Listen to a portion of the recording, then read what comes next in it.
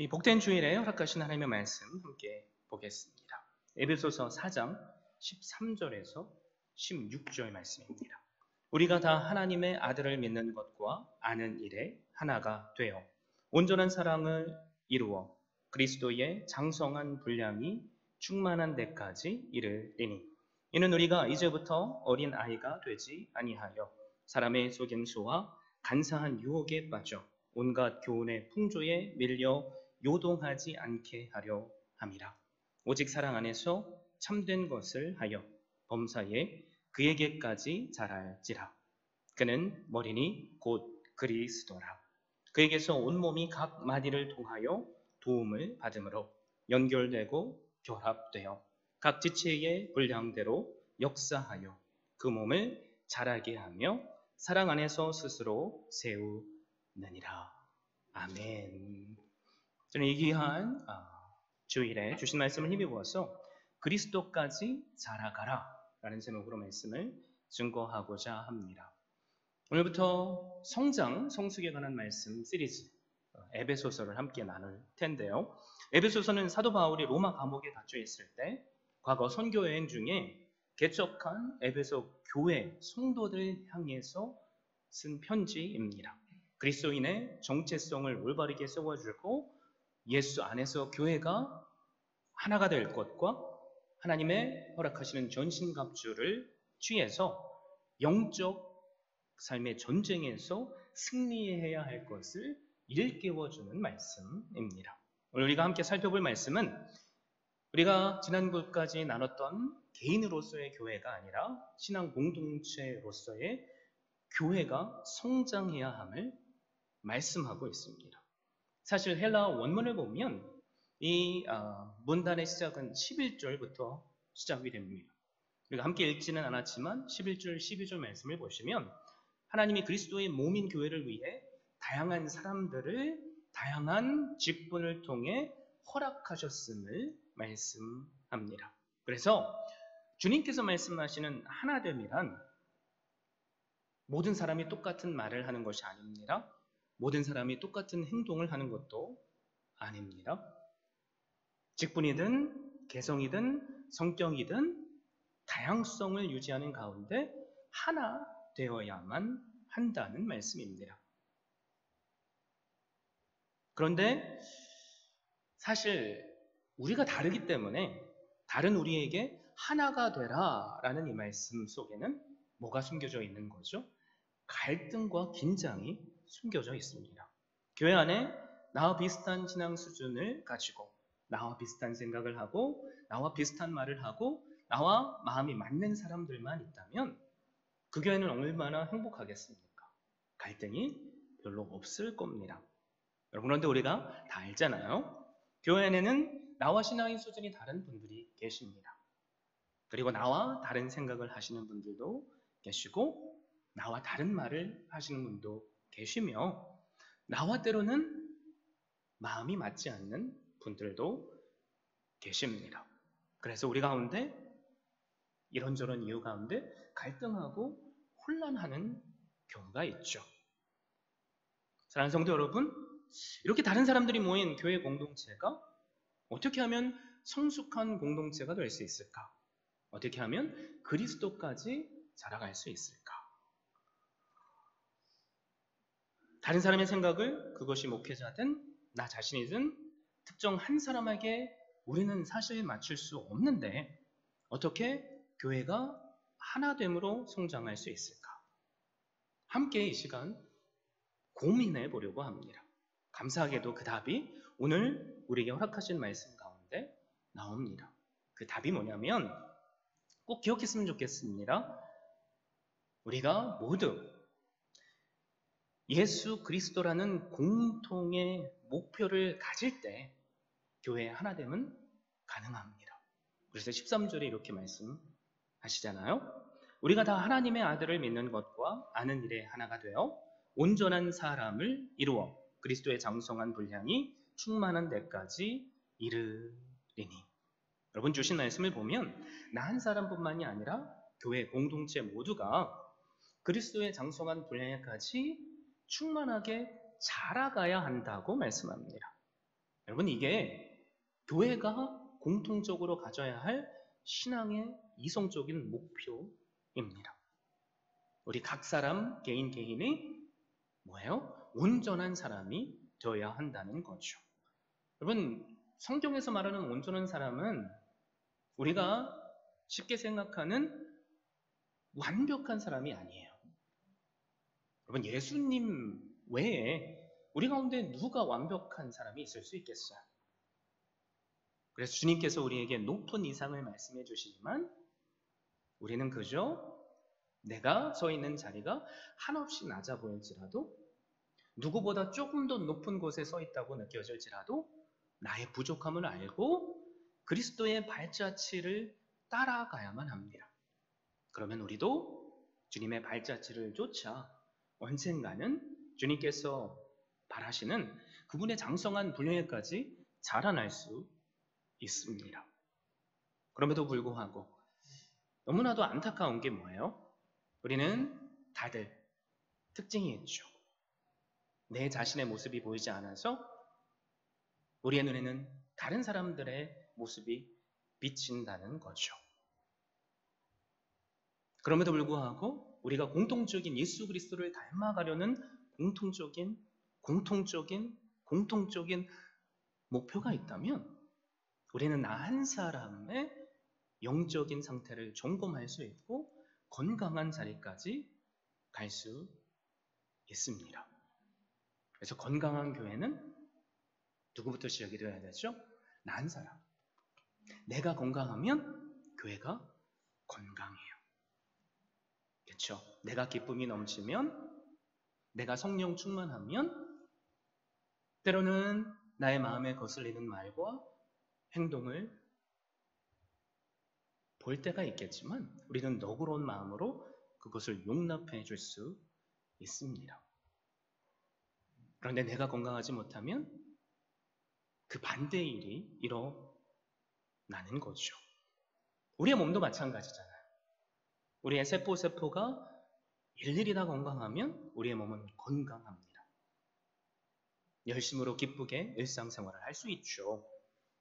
또 집을 봐도 마찬가지입니다. 집의 재료가 부실하면 그 집은 쉽게 무너지지만 기초가 탄탄하고 좋은 재료를 딱 맞는 자리에 쓰면 그 집은 비바람이 불고 풍파가 일어나도 무너지지 않습니다. 저에게 이 아침에, 이 주일에 소망이 있다면 저를 비롯해서 우리는 다 연약하지만 나 한 사람이 하나님의 말씀 안에서 건강한 영과 육체를 소유할 수 있기를 바랍니다. 여러분, 그러려면 우리 안에 닮고 싶은 롤 모델이 있어야만 합니다. 그런데 교회 안에 안타깝게도 닮고 싶은 롤 모델을 잘못 선택할 때가 있어요. 그래서 실패하고 때로는 넘어질 때가 있습니다. 나 자신에게 한번 자문해 보세요. 내가 신앙생활을 통해 닮고 싶은 사람이 누구일까? 어떤 한 집사님이십니까? 어떤 한 권사님이십니까? 그분을 통해서 주님을 알게 되었기에 그분을 닮고 싶을 수 있죠. 또 어떤 목사님입니까? 여러분, 그런데 우리가 사람을 닮으려고 하면 우리는 결국에는 실족할 수밖에 없습니다. 왜 그럴까요? 서로가 서로를 더 깊이 알아가면 알수록 처음에는 잘 보이지 않았던 단점이 우리의 눈에 드러나기 때문에 그렇습니다. 우리는 그걸 설명하지 않아도 결혼 생활을 통해서 잘 알잖아요. 눈에 무슨 콩깍지가 딱 껴서 이 자매 없으면 난 못 살겠다, 이 형제 없으면 난 못 살겠다 싶은데 살아보니까 어때요? 단점이 드러나서 뜨겁게 사랑해야 할 내 남편을, 내 아내를 나도 모르게 내 안에 미워할 때가 있어요. 성경의 수많은 믿음의 위인들을 한번 보세요.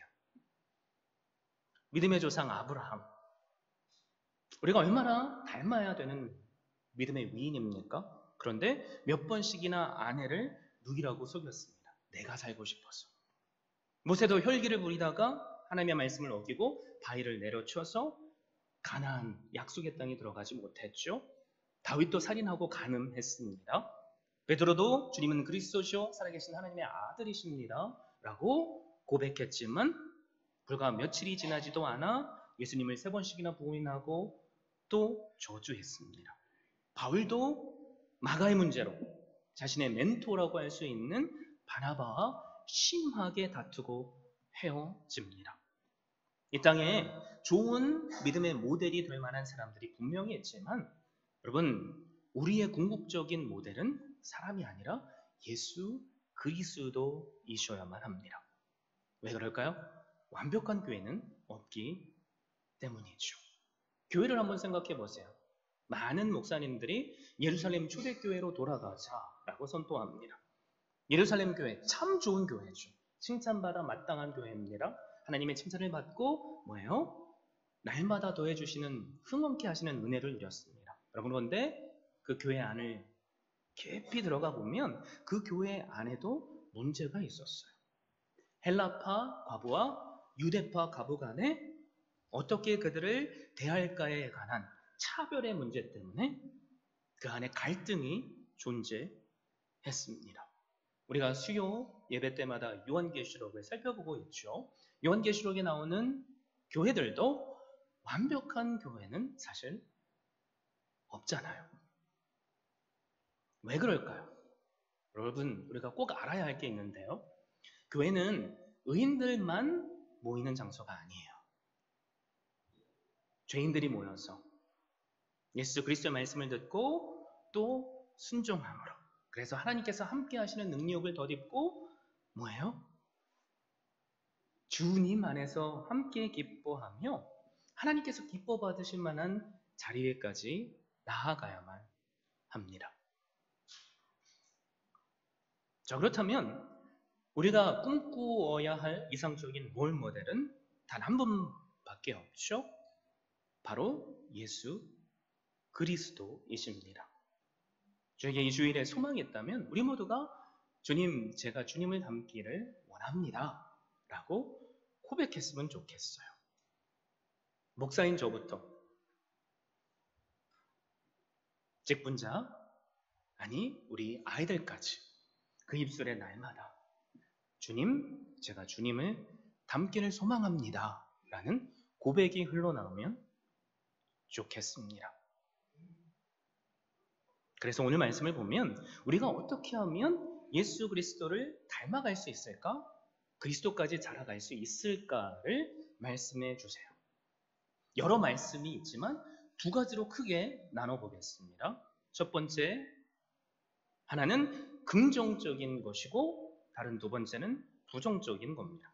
적극적으로 우리가 해야 할 것이 있고 적극적으로 버려야 할 것이 있다는 거죠.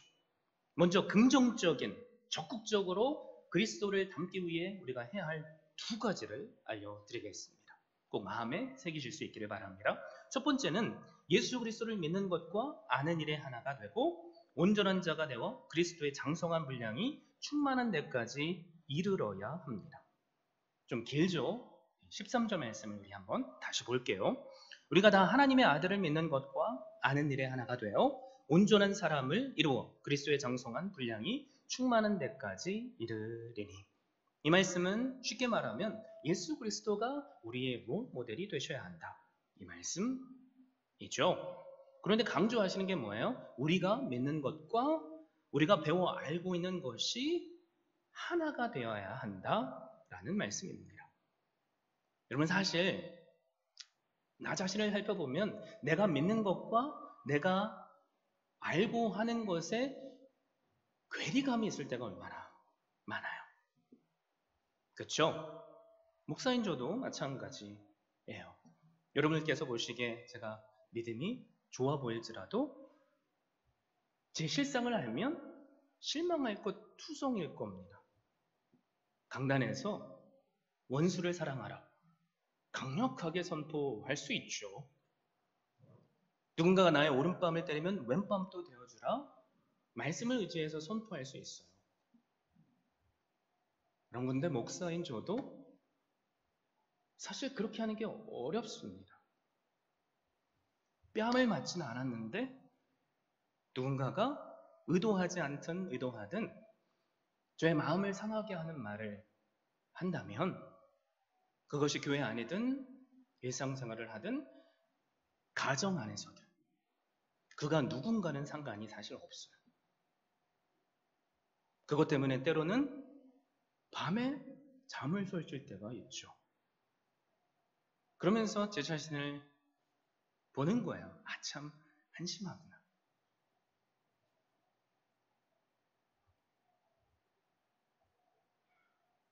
그런 일들이 반복되면 될수록 참 힘들죠. 이게 저의 한 사람만의 이야기는 아니죠. 그죠? 그럴 때마다 내 힘으로는 안 되는구나. 그리고 주님 앞에 그냥 나옵니다. 그러면서 이런 고백을 하는 거죠. 주님, 저는 부족합니다. 저는 죄인입니다.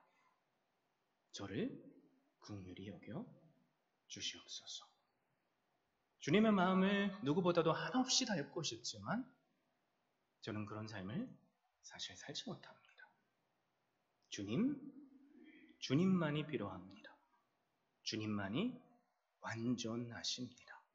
그 완전한 주님을 제가 바라보고 있사오니 완전한 주님께서 완전한 성령 하나님의 역사로 저를 붙잡아 주셔서 그 말씀을 쫓아 지금까지는 그렇게 살지 못했지만 어제보다 나은 오늘을 살게 하여 주시옵소서.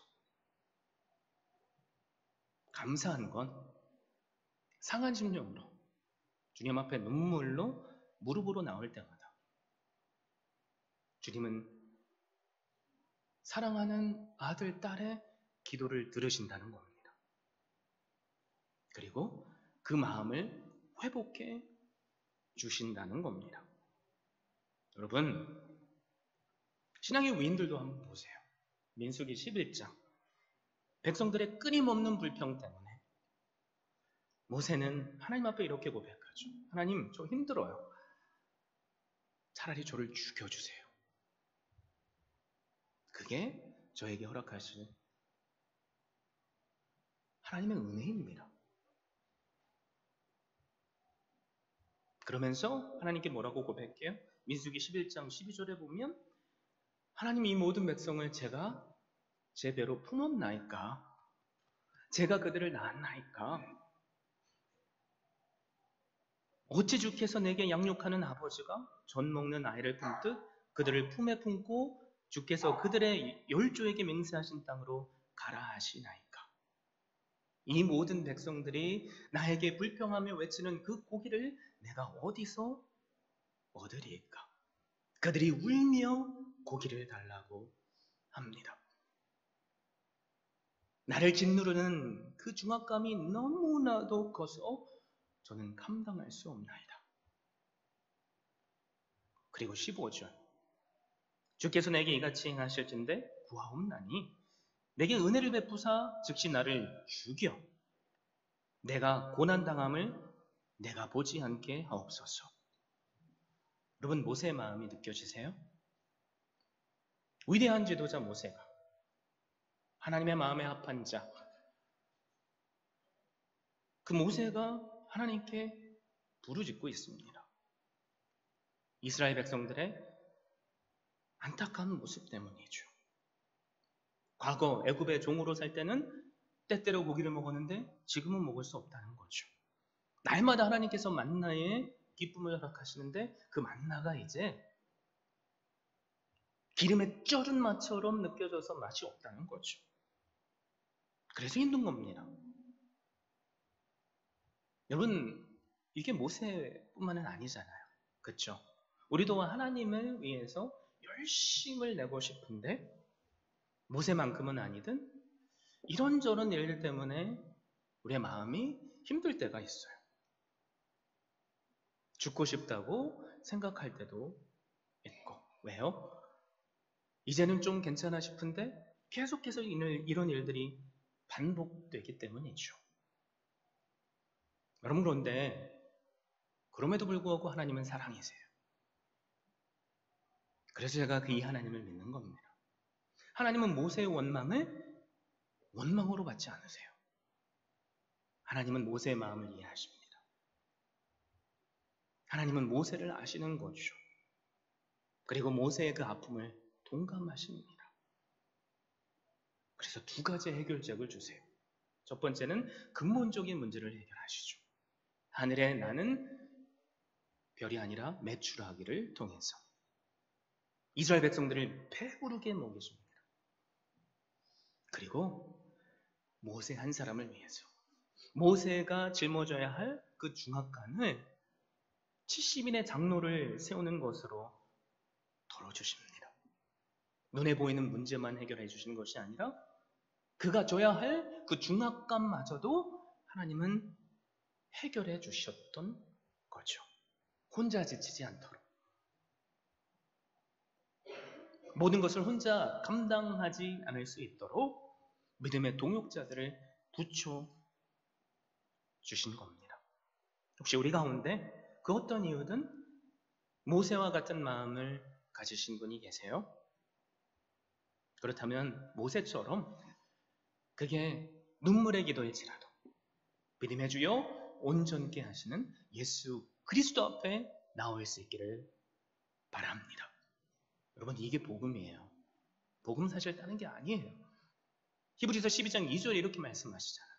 믿음의 주여 또 온전케 하시는 이인 예수를 바라보자. 그는 그 앞에 있는 기쁨을 위하여 십자가를 참사 부끄러움을 개의치 아니하시더니 하나님 보좌 우편에 앉으셨느니라. 여러분, 우리가 왜 최고의 롤모델 되시는 주님을 의지할 수 있죠? 주님께서 우리의 모든 문제와 상처를 이미 십자가로 해결해 주셨기 때문에 그렇습니다. 주님께서 십자가를 참으신 이유가 뭐예요? 우리가 져야 할, 우리가 감당할 수 없는 죄의 무게를 대신 감당해 주시기 위함 아닙니까? 주님께서 십자가를 부끄러워하시지 않은 이유가 뭐예요? 나의 부끄러움을, 나의 연약함을 하나님의 영광으로, 기쁨으로 바꿔주시기 위해서 아닙니까? 그리고 그 주님께서 지금 어디 계세요? 하나님 우편에 앉아 계시며 날마다 주여 우린 연약합니다. 우린 오늘을 힘겨워합니다. 우리는 주님 앞에 나와서 이렇게 기도할 수밖에 없을지라도 우리를 위해서 최고의 중보자가 되십니다.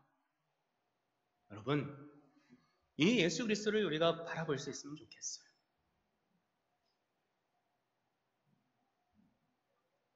그분 앞에 있는 모습 그대로 기도하면 좋겠습니다. 우리의 아픔을 그분께 올려드리고, 그래서 우리를 위로하시며 우리를 세우시는 하나님의 능력을 경험할 수 있기를 바랍니다. 이게 우리가 믿는 것과 아는 일이 하나가 되게 하시는 하나님의 능력입니다. 그리스도까지 자라가기 위해서 우리가 긍정적으로 해야 할 두 번째가 있습니다. 오직 사랑 안에서 참된 것을 하며 모든 일에 예수 그리스도까지 자라가야 합니다. 15절 말씀이죠. 오직 사랑 안에서 참된 것을 하여 범사의 그에게까지 자랄지라. 그는 머리니 곧 그리스도라. 여러분, 우리 믿음의 사람들은 절대로 하나님의 말씀을 아는 것으로 그치면 안 돼요. 왜 그럴까요? 아는 것으로는 나 자신이 변화가 되지 않습니다. 그리고 또 다른 누구도 변화시킬 수 없어요. 그래서 내가 먼저 주님의 사랑 안에 거하고 그 사랑에 힘입어서 순종해야만 합니다. 그런데 오늘 말씀에 보면 내가 잘할 수 있는 것만이 아니라 뭐예요? 범사에 그에게까지 자라가야 한다라고 말씀합니다. 여기서 말하는 범사는 뭘까요? 내가 잘할 수 없는 것도, 부족한 부분도 함께 자라가야 한다는 거죠. 난 이것만큼은 못해, 할 수 없어 말하고 싶은 부분까지도 주님은 그것까지도 자라가라 하십니다. 여러분, 그래서 우리가 져야 할 것을 주님은 뭐라고 선포하세요? 십자가라고 말씀하시잖아요. 여러분, 십자가가 뭐예요? 지고 싶지 않은 거잖아요. 수치와 치욕이잖아요. 죄에 대한 값이잖아요. 그런데 주님께서 말씀하십니다. 누구든지 나를 따라오려거든 자기를 부인하고 자기 십자가를 지고 나를 따를 것이니라. 여러분, 주님께서 언제 이 말씀을 하신지 아세요? 예수님께서 이제 곧 내가 십자가를 져야 한다, 이 말씀을 하신 때입니다. 그런데 베드로가 주님을 딱 붙잡고 항변하는 거죠. 주여 그리 마옵소서, 이 일이 결코 주께 미치지 아니하리이다. 여러분, 이때 마태복음 16장에 보면 주님께서 베드로에게 하신 말씀을 기억하시죠? 베드로에게 이렇게 말씀하세요. 사탄아, 내 뒤로 물러가라. 나는 너를, 아니요, 너는 나를 넘어지게 하는 자로다. 내가 하나님의 일을 생각하지 아니하고 도리어 사람의 일을 생각하는 도다. 그리고 나서 24절 우리가 읽은 누군지 나를 따라오려거든 자기 자신을 부인하고 십자가를 지고 나를 따라야 한다 라고 말씀하신 겁니다. 제 자신을 돌아봐도 지고 싶지 않은 십자가가 많은 것 같아요. 영광을 받고 싶고 사람들에게 인정을 받고 싶은 모습이 왜 제 안에도 없겠어요? 목사로서 존경받고 싶은 마음이 왜 제 안에도 없겠습니까? 그런데 주님은 우리에게 뭐라고 말씀하시죠? 그러려면 십자가를 져야 한다. 참 이 말씀이 사실 우리에게 걸림돌이 되잖아요. 그럼에도 불구하고 우리는 이 십자가를 질 수 있기를 바랍니다. 왜 그래야 되죠? 그렇지 않고서는 우리는 십자가의 부활의 능력을 경험할 수 없어요. 십자가의 길을 가지 않고 십자가의 부활을 경험할 수 있는 사람은 없습니다. 여러분, 그런데 십자가의 길을 가는 사람은 뭘 경험해요? 살리시는 하나님의 능력을 경험해요. 우리의 눈에 보이기에 이게 죽는 길처럼 보이지만 가보니까 힘들지만 살리는 길이라는 것을 깨닫는 거죠. 모세가 그랬습니다. 하나님 저 죽여주세요. 이건 못하겠어요. 그러나 믿음으로 위로하시는 하나님의 말씀을 따라서 한 걸음 한 걸음 가보니까 만나를 주십니다. 반석을 통해서 뭐예요? 샘물이 터져나오게 하십니다. 노뱀을 믿음으로 드니 그 노뱀을 보는 사람들을 살려주시는 은혜를 경험합니다. 하나님 저 혼자 할 수 없어요 라고 말하니까 70명의 장로들을 붙여 주십니다. 여러분, 우리가 그 하나님의 살아계신 능력을 주님께서 말씀하신 대로 십자가의 자리까지 가며 경험할 수 있기를 바랍니다. 주님께서 우리에게 원하시는 궁극적인 모습은 십자가의 고난이 아니라 뭐예요? 생명이니까요. 그 생명을 날마다 저를 포함해서 우리 모두가 누릴 수 있기를 바랍니다. 자, 이제는 우리가 적극적으로 피해야 할 것이 있어요. 그게 뭐냐면 14절 말씀입니다. 함께 볼까요?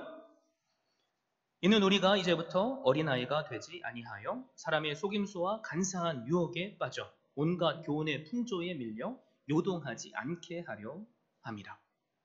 우리가 사실 지난 2주 동안 어린아이는 어떤 모습인가 살펴봤잖아요. 근데 오늘 말씀을 통해서 깨닫게 되는 게 뭐예요? 어린아이는 쉽게 흔들린다는 거죠. 여러분, 뉴스를 통해서 가끔씩 이런 기사를 볼 때가 있죠. 종종 사탕 몇 개로 아이들이 누군가에게 스스로 끌려가서 유괴되는 일. 어떻게 그런 일이 일어날 수 있을까? 그런데 아이들에겐 그런 일들이 일어날 수 있죠. 왜요?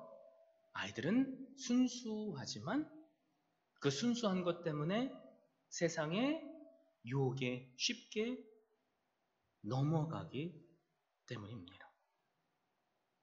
저를 포함해서 우리는 함께 발견하잖아요. 하나님의 말씀을 통해 나도 어린아이의 모습이 있구나.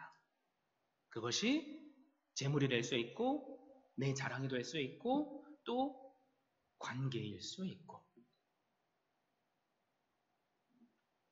그래서 우리는 쉽게 흔들릴 수밖에 없는 어린아이와 같은 내 연약함을 항상 돌아봐야 한다는 거죠. 그런데 문제가 뭐예요? 제가 하나님의 말씀을 가감없이 있는 그대로 선포하지만 저조차도 이 말씀을 쫓아서 흔들리지 않고 굳건하게 서는 게 힘들다는 겁니다. 그런데 감사한 게 뭔지 아세요? 이미 주님이 이걸 알고 계세요. 그래서 얼마나 감사한지 몰라요. 주님께서 너는 왜 그렇게 못해? 네가 목사인데 너는 왜 그렇게 못해? 너 하나님의 말씀 잘 알잖아. 왜 넌 그렇게 못 살아? 그렇게만 하신다면 숨 막혀서 제가 어떻게 살겠습니까? 강단에 서는 것이 날마다 두려울 거예요. 제가 제 자신을 잘 아니까요. 그런데 오늘 말씀 16절 보세요. 놀라운 위로의 말씀을 주세요. 그에게서 온몸이 각 마디를 통하여 도움을 받음으로 연결되고 결합되어 각 지체의 분량대로 역사하여 그 몸을 자라게 하며 사랑 안에서 스스로 세우느니라. 여러분, 누가 하신다고요? 주님께서 하신다고요. 주님께서 스스로 우리 한 사람 한 사람을 세우신답니다. 나는 연약하지만 때로는 내 옆에 있는 내 형제도 연약하지만 우리가 예수 그리스도를 믿기 때문에 그분이 우리의 머리가 되셔서 우리 지체, 형제, 자매를 성령에 매는 줄로 묶어주셔서 마치 가지된 우리가 나무된 주님께 접붙임 되었을 때 그 뿌리에서부터 공급되어지는 성령 하나님의 자양분을 우리가 누리고 우리로 하여금 열매 맺게 해주신다는 겁니다. 그래서 제가 할 수 있는 것이 하나밖에 없더라고요. 내 자신을 막 시험 치는 것처럼 하나하나 막 체크해서 자학하는 것이 아니라 내가 왜 이걸 못했을까? 그것이 아니라 부족할 때마다 그냥 주님 안에 거하는 거예요. 주님께 더 매달리는 겁니다. 그러면 주님은 모세에게 그렇게 하셨던 것처럼 문제를 해결해 주시고 그 근원의 문제까지도 해결해 주십니다. 저에게 소망이 있다면 저를 비롯해서 우리 모두가 내 힘으로 할 수 없으니 주님 앞에 딱 붙어 있으면 좋겠어요. 주님 안에 거했으면 좋겠습니다. 주님의 말씀이 내 안에 거하고 내가 주님 안에 거할 때 주님께서 우리에게 선포하시잖아요. 무엇이든지 원하는 대로 구하라. 모세처럼 고통의 기도도 괜찮아요. 내가 주님 앞에 나올 수만 있다면. 다윗처럼 하나님 제 적을 멸하여 주십시오. 고통의 기도도 괜찮습니다. 내가 주님 앞에 나올 수 있다면. 그러면 주님은 우리의 기도를 들으시고 우리의 기도에 응답하십니다. 여러분, 그리스도의 길까지 자라나기를 소망하시죠? 그런데 말씀을 준비하면서 제가 초반부에 이게 교회 공동체에게 주시는 말씀이라고 했잖아요. 왜 교회 개인, 나 한 사람에게 주시는 말씀이 아니라 공동체에게 주시는 말씀일까? 그게 고민이 되더라고요. 여러분은 어떻게 생각하세요? 우리는 쉽게 이렇게 생각할 수 있잖아요. 내가 하나님의 말씀을 잘 알고 나 혼자라도 하나님의 말씀을 잘 지키면 그것이 하나님께 영광이 될 텐데 왜 성경은 우리는 혼자서는 그렇게 할 수 없다? 우리는 그리스도가 머리요 그리고 그분의 접붙임 받은 지체들이다. 우리가 서로 성령 안에서 연결되어 결합될 때 성장할 수 있다. 왜 그렇게 말씀하실까요? 쉽게 말하자면 나 혼자서는 할 수 없다는 거죠. 나와 주님과 단 둘도 안 된다는 겁니다. 우리의 참된 성장은 뭐예요? 주님과 나 그리고 내 옆에 믿음의 형제들이 함께여야지만 가능하다는 거죠. 근데 많은 사람들이 특정 누구를 꼬집어서 하는 말이 아니에요. 이런 얘기를 많이 들어보잖아요. 나는 주님은 좋은데 교회는 싫다. 여러 가지 교회 있겠죠. 교회에 와서 함께 기쁨으로 예배드려야 할 텐데 때로는 우리의 입술에 말의 실수와 우리의 손과 발의 행동이 상처가 될 때가 있죠. 신앙의 수준도 생각도 말투도 살아온 배경도 성격도 기질도 다 다르기 때문에 부딪힐 때가 얼마나 많아요. 그래서 교회를 다니면 다닐수록 믿음이 성장해야 되는데 믿음이 퇴보할 때가 있죠. 그런데 왜 주님께서는 혼자서는 안 된다라고 말씀하실까요? 곰곰이 고민하는데 저에게 하나님께서 이런 생각을 주셨어요. 제 개인적인 경우를 보면 저는 혼자 하는 스포츠는 잘합니다. 탁구든 뭐 그런 거 있잖아요. 당구든. 그런데 팀 스포츠는 잘 못해요. 그 이유를 뭔가 살펴보니까 혼자 하는 것은 제 마음대로 하거든요. 저도 제가 지는 거니까. 그쵸? 근데 축구든 농구든 팀 스포츠는 어때요? 나는 잘하고 싶은데 나는 최선을 다하는데 하다 보면은 목사인 저도 막 열불이 날 때가 있어요. 옆에서 왜 그건 그렇게 하냐고 그건 그렇게 하는 게 아니라고 그렇게 하려면 때려치라고 아니 자기가 뭔데요? 자기가 나보다 축구를 농구를 잘하면 제 감정이 좀 느껴지세요? 좀 감정을 좀 내려놓고 얘기를 해야 되겠죠? 그래서 화가 날 때가 있어요.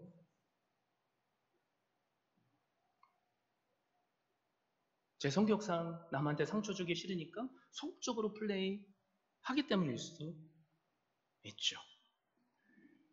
여러분 그런데 하나님께서 저에게 주신 생각이 뭐냐면 너 혼자 수천 번 수만 번 슛을 쏘는 연습을 하든 드리블하는 연습을 하든 너 혼자 성장할 수 없다. 그래서 이기적인 팀 멤버가 있든 없든 함께 공동체에서 때로는 가시가 되는 말을 들어도 뭐예요? 함께 그것을 이겨내므로 그것이 전략이든 좋은 감독을 통해서든 팀워크를 마칠 때 그제서야 승리를 하는 거죠. 그래서 팀 스포츠의 꽃은 뭡니까? 혼자 하는 것이 아니라 팀이 하는 거다. 나 혼자 잘해서 팀이 승리할 수 없잖아요. 그렇죠? 그걸 하나님께서 깨닫게 해주셨어요. 교회 안에서도 마찬가지입니다. 여러분 우리가 하나님의 말씀을 혼자서 묵상할 때 우리 마음속에 충만하게 차오르는 생각이 뭐예요? 와우 나는 이렇게 살 수 있을 것 같아. 그렇잖아요. 주님께서 말씀하시기를 누군가 너의 오른밤을 때리면 왼밤도 대줘라. 나는 그 정도 거기까지 할 수 있을 것 같아요. 에이 웬걸 뺨 때리지 않아도 작은 몸짓과 말짓 하나 때문에 저부터도 밤잠을 못 이룰 때가 있죠. 그러면서 스스로 발견하게 되잖아요. 하나님께서 내 옆에 있는 믿음의 형제 자매를 나에게 허락하신 이유가 뭘까? 시편의 기자가 그래서 고백하죠. 내게 고난은 유익입니다. 그것을 통해 주의 법도와 율례를 더 깨달았기 때문입니다. 다른 말로 표현하자면 내게 허락하신 형제 자매를 통해 시련을 통해 나로 내가 믿고 알고 있는 것을 뛰어넘는 경험으로 성장케 하시는 은혜를 누리게 하신다는 거죠. 그래서 공동체로서 하나님의 말씀을 쫓아 성장하는 것이 필요한 겁니다. 우리도 때로는 내 사랑하는 남편과 아내를 사랑하지 못할 때가 얼마나 많아요. 내 자녀를, 내 부모를, 그렇죠? 내 믿음의 형제 자매들. 그래서 하나님은 우리에게 믿음의 가족을, 교회 공동체를 허락하시고 내가 믿고 알고 있다는 것이 이제는 삶을 그것이 내가 그렇게 못하는구나, 이제는 이렇게 할 수 있구나라는 것을 체험함을 통해서 함께 성장케 하신다는 거죠. 팀워크를 이뤄서 우리의 감독 되시는 주님의 전략에 따라 승리케 하시는 겁니다. 여러분, 나 혼자는 어려워요. 우리는 넘어집니다. 우리는 또 실수합니다. 우리는 연약합니다. 여러분, 그런데 하나님께서 그러기에 성령 하나님을 우리 안에 부어주셨어요. 그리고 나로 더 성장하게끔 때로는 걸림돌이라고 여겨질 수 있지만 형제 자매들을 붙여주셨습니다. 함께 그것을 이겨가면 우리는 그만큼 그리스도까지 성장하게 될 줄 믿습니다. 그리스도 우리 머리가 되시죠? 우리가 성령 하나님으로 그분과 마디마디로 연결되어 있음을 확신하시고 이 시간 함께 주님 주신 말씀을 힘입어서 나 혼자 할 수 없사오니 성령 하나님이 나의 주인 되어 주셔서 그리스도까지 우리의 믿음의 가족이 믿음의 공동체가 성장하게 하시는 은혜를 누리게 하여 주시옵소서. 이런 귀한 고백이 우리의 입술의 고백이 되고 그 고백을 이루어 주시는 놀라운 아버지의 사랑 누리는 한 분 한 분 되시기를 예수 그리스도의 이름으로 축원드립니다.